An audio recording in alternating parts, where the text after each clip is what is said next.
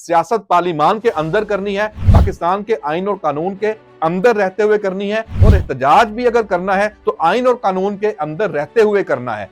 आइन और कानून से जो मावरा इकदामात हैं उसमें दोनों फरीक जो हैं वो उसकी जानिब नहीं जाएंगे।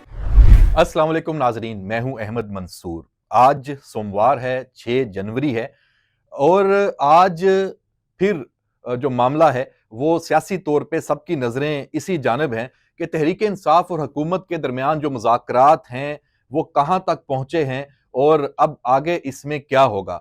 कुछ जो पाकिस्तान के सफारती मामलात हैं अहम जो ममालिक के साथ, उस हवाले से एक बड़ा एक गैर रस्मी ये दौरा है, उस पर भी हम बात करेंगे। और उस पर फिर अफसोसनाक सूरत हाल है, ट्रोलिंग अपनी सियासत के लिए तहरीक इंसाफ की तरफ से की जा रही है। एक तस्वीर को जवाज़ बनाकर मरीम नवाज शरीफ साहबा और जो मुत्तहिदा अरब अमारात के जो सरबराह हैं, और खैर इस पे तो क्या बात करनी, इसमें तो सिर्फ शर्म ही दिला सकते हैं कि अपनी सियासत में आप मुल्क को, रियासत को और अवाम को वो बीच में ना लाएं, और जो दोस्त ममालिक हैं उनके लिए कोई परेशानी उसमें पैदा ना करें। तो जो मुज़ाकरात है उस पे हम सबसे पहले बात करते हैं। 2 जनवरी को आखिरी नशिस्त जो है वो हुई तहरीक इंसाफ और हुकूमत की पार्लियामेंट हाउस में, और ये दूसरी नशिस्त थी। अब तीसरी, या उसको आप कह लें कि मुज़ाकरात का तीसरा दौर ये होना है, लेकिन उसकी तारीख अभी तक सामने नहीं आई। उसकी क्या वजह है? उसकी वजह चार्टर ऑफ डिमांड का तहरीरी तौर पे अभी तक ना आना है। हम ये पिछले व्लॉग में भी और मुख्तलिफ प्रोग्राम्स में भी इस हवाले से बात कर चुके हैं, और तहरीक इंसाफ पर हुकूमत ने ये एक तरह से शर्त रखी है कि आप अपनी जो शराइत कह लें, जो चार्टर ऑफ डिमांड है, वो उसको तहरीरी शक्ल में तो हमारे सामने लेके आए ताकि ऑन रिकॉर्ड आ जाए कि जो मुज़ाकराती कमेटी है वो इस कदर बाइख्तियार नहीं है। उसने वक्त लिया हुकूमत से कि हम जो बानी चेयरमैन पीटीआई हैं इमरान खान, अडियाला में उनसे एक और मुलाकात करना चाहते हैं, और इस हवाले से उनसे बात करेंगे। तो इस वजह से जो स्पीकर हैं अयाज सादिक, वो इसको डील कर रहे हैं। उन्होंने नई तारीख अभी तक नहीं दी, और दूसरा हमें यह भी पता चला है कि दोनों जानिब से मुज़ाकराती जो नशिस्त है उसके लिए राब्ता भी नहीं हुआ, ना हुकूमत की तरफ से, ना तहरीक इंसाफ की जो मुज़ाकराती कमेटी है। तो ये जिस तरह एक माहौल तो बड़ा मस्बत है, सब हर कोई इससे अच्छी तवक्को भी कर रहा है, और बज़ाहिर यही कोशिश कर रहा है कि जो मुज़ाकरात का अमल है वो सबोताज होने का जो इल्जाम है, वो बोझ है, वो उसके ऊपर ना आए। लेकिन हुकूमत ने यहां पे बड़ी ही होशियारी के साथ ये जो बोझ है, अगर मुज़ाकरात में कोई डेडलॉक मुस्तकिल आता है या नाकामी की तरफ जाते हैं, तो ये जो बोझ है हुकूमत ने बड़ी खूबसूरती से तहरीक इंसाफ पर डाल दिया है। और यहां से तहरीक इंसाफ के लिए निकलना बड़ा मुश्किल है। जो उनके चेयरमैन बैरिस्टर गोहर हैं वो इस बात को समझ रहे हैं, और इसमें उनकी ये कोशिश है कि जो ये तहरीरी तौर पे देने में कोई कबाहत नहीं है, तो उसमें वो बानी पीटीआई इमरान खान के साथ मुलाकात करके इस मामले को आगे लेके जाना चाहते हैं। अडियाला में मुलाकात आज नहीं हो सकी। एक तहरीरी दरखास्त जो है वो पीटीआई की तरफ से अडियाला जेल में दी गई है, और उसमें उन्होंने कल यानी मंगल के दिन ये मुलाकात, इसका इम्कान है, मौजूद है। जो बैरिस्टर गोहर की गुफ्तगू है उसमें उन्होंने इस सवाल का भी जवाब दिया है कि जो बैकडोर मुज़ाकरात की बात चल रही है, और बुशरा बीबी उसको कर रही हैं, ये बहुत जानिब से ये बात सामने आई है, लेकिन ये डिनाई कर रहे हैं। ये और बात है कि ऐसे मामलात में अगर कोई बैकडोर, जब भी बात होती है कभी भी दो फ्रीकैन के दरमियान, और खास तौर पे इस तरह के मामलात में, तो उसकी कोई तस्दीक नहीं करता। जो अमली एक इकदामात होते हैं या अलामतें होती हैं, उन्हीं से अंदाजा लगाया जाता है कि ऐसा कुछ चल रहा है पर्दे के पीछे। लेकिन बैरिस्टर गोहर का ये कहना है कि हुकूमत और पीटीआई की जो एक मुज़ाकराती कमेटी है उसके अलावा कोई बैकडोर रवाबत नहीं है। जो अंसार अब्बासी हैं द न्यूज़ के, वो इस हवाले से भी कह चुके हैं कि 19 दिसंबर के बाद से कोई मुलाकात नहीं हुई, पहले ये मामला चलते आए हैं। इस हवाले से कुछ अभी ऐसी इंफॉर्मेशन हमारे पास हैं, उनकी तस्दीक के बाद आपसे ये बात कर सकेंगे कि ये मामला असल में है क्या। यहां पे मैं आपको सिर्फ ये जरूर बता सकता हूं कि एस्टेब्लिशमेंट और हुकूमत दोनों की तरफ से मुज़ाकरात का जो माहौल साजगार होने के हवाले से कुछ इकदामात जरूर हुए हैं। बज़ाहिर उनका कोई बाहिर रास्त ताल्लुक नहीं है, लेकिन ये गुडविल जेस्चर के तौर पे आप इनको लिंक जरूर कर सकते हैं। सबसे पहले जो ये 9 मई के 19 मुजरम है उनकी जो सजा माफी है वो हुई। ये एक जो मिलिट्री कोर्ट्स के हवाले से और जो ये सारा मामला चल रहा है, जो कानूनी और आईनी जो एक तरह से उनका हक भी है, जितने भी मुजरम होते हैं सबका, तो उनको माफी, उनकी दरखास्तें मौजूद हैं, उनको माफी मिलना बिल्कुल ये है। लेकिन इसको आप मुज़ाकरात में खैर सगाली से जरूर जोड़ सकते हैं। इससे ये मैसेज जाता है कि जो एस्टेब्लिशमेंट है वो हुकूमत और तहरीके इंसाफ के इन मुज़ाकरात में ये तासुर नहीं देना चाहती कि वो नहीं चाहते कि ऐसे मुज़ाकरात कामयाब हों या आगे बढ़ें। तो ये जो अमल है इसको आप खैर सगाली समझ सकते हैं। और इस खैर सगाली का जो एक इजहार है उसका एक और आज के दिन 2 दिन पहले इसकी बातें शुरू हो गई थी।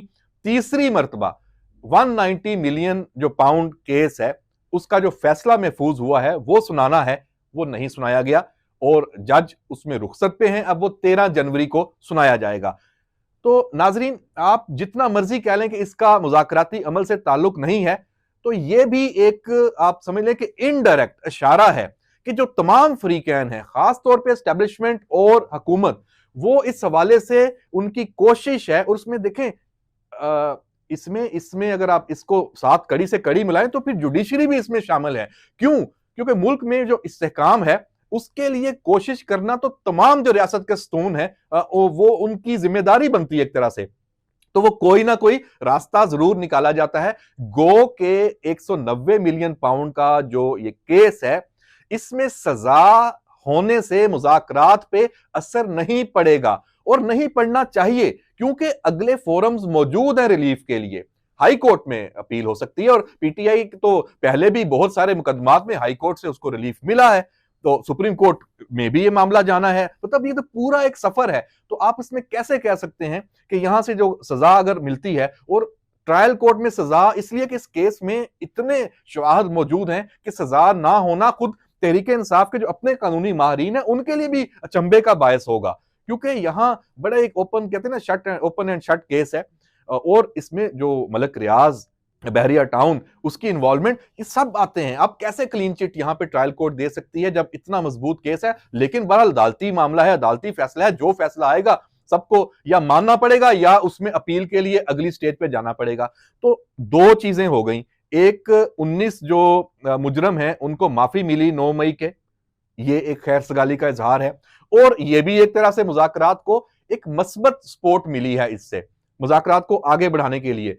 अब पीटीआई के पास जवाज नहीं है मुज़ाकरात से भागने का, और उनको चार्टर ऑफ डिमांड तहरीरी तौर पे देना उनके लिए मजबूरी बन गया है। अगर वो इमरान खान यहां पे अड़ जाते हैं कि नहीं, ये हमसे एक तरह से बाद में कागज लहराएंगे कि हमने एनआरओ मांग लिया, तो भाई सियासी पोजीशंस है ना, अगर ऐसी कोई बात होती भी है तो सो व्हाट, ये तो चलता रहता है। आप कह दें, ये तो दोनों फरीकान एक दूसरे पे टांट भी करेंगे, तंज भी करेंगे, मजाक का निशाना भी बनाएंगे, कह दें आप भी तो करते रहते हैं, आप कौन सा छोड़ते हैं। तो अगर आपके इस कागज को एनआरओ कह के लहराया भी जाएगा, आपको ये खतरा है, तो उस पर आपकी सेहत पे क्या फर्क पड़ता है? पहले कौन से इल्जाम आप पे नहीं लगे, और कौन, बल्कि आपने पहले ऐसे ऐसे कौन से काम नहीं किए जिनसे आपको कोई प्रॉब्लम अब होगा, आइंदा के लिए आपको बड़ी शर्म आ रही है। तो अगर आप मुज़ाकरात के लिए संजीदा हैं तो अपना चार्टर ऑफ डिमांड लिख के दे दें, और उसके बाद हुकूमत के लिए भी आसानी होगी। और फिर जब हुकूमत मानेगी और आप दोनों फ्रीकैन किसी मुआहदे पर पहुंचेंगे, तो आखिर तो वो तहरीरी शक्ल इख्तियार करेगा ना, तो वो लिख के देंगे ना, दोनों सबके दस्तखत होंगे ना कि हमने इन मामलात पे हमने इत्तेफाक किया है, इस तरह ये मामला आगे बढ़ेगा, और सबने इस मुल्क को एक अदम इस्तेहकाम से निकाल के सियासी इस्तेहकाम और मुआशी इस्तेहकाम की तरफ लेके जाना है। पार्लिमान को मजबूत करना है, सियासत पार्लिमान के अंदर करनी है, पाकिस्तान के आइन और कानून के अंदर रहते हुए करनी है, और एहतजाज भी अगर करना है तो आइन और कानून के अंदर रहते हुए करना है। आइन और कानून से जो मावरा इकदामात हैं उसमें दोनों फ्रीक जो हैं वो उसकी जानिब नहीं जाएंगे। तो ये बिल्कुल 2 जमा 2 4 की बात है।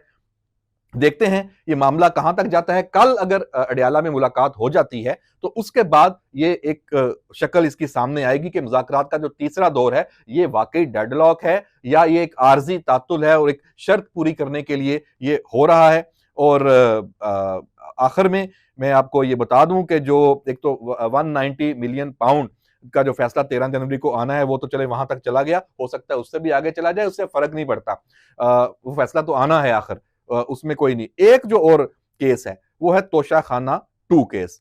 वो जो केस है वो बड़ी तेजी से आगे बढ़ रहा है और उसमें भी डेवलपमेंट ये हुई है कि उसकी जो अगली पेशी है वो 8 जनवरी को यानी परसों होगी। और उसमें आज आप देख लें कि उसमें हुआ क्या है, मैं आपको उसकी डिटेल्स थोड़ी बता दूं।